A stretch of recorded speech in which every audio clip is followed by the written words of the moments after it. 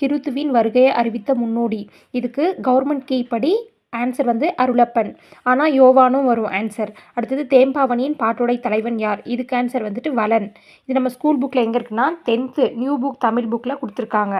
10th புக்கில் எங்கே இருக்குன்னா இயல் 9ல் தேம்பாவணின்னு ஒரு டாபிக் டேரெக்டாகவே கொடுத்துருக்காங்க. அதில் இந்த 2 கேள்விக்குமே ஆன்சர் இருக்குது. தேம்பாவணியில் இதில் கிறித்துவிற்கு முன் தோன்றியவர் திருமுழுக்கு யோவான். இவரை அருளப்பன் என்றும் குறிப்பிடுவர். இதுக்கு வந்துட்டு கிறித்துவின் முன் தோன்றியவர் திருமுழுக்கு யோவான். ஆனால் ஆன்சரில் ஆப்ஷனில் வந்துட்டு யோவான் மட்டும்தான் கொடுத்துருக்காங்க. அருளப்பனும் கொடுத்துருக்காங்க. திருமுழுக்கு யோவான்னு கொடுக்காதனால அருளப்பன் தான் ஆன்சராக வந்துட்டு கவர்மெண்ட்டில் கீ கொடுத்துருக்காங்க. நெக்ஸ்ட்டு இதில் வந்துட்டு கிறித்துவின் வளர்ப்பு தந்தையாகிய சூசையப்பர் என்னும் யோசப்பினை பிராக்கெட்டில் வளன் பாட்டுடை தலைவனாக கொண்டு பாடப்பட்ட நூல். ஸோ தேம்பாவணியினுடைய பாட்டுடை தலைவன் வந்துட்டு வளன். சூசையப்பர்னு சொன்னால் சூசையப்பர், யோசேப்னு சொன்னால் யோசேப், வளன்னு சொன்னால் வளன். இதில்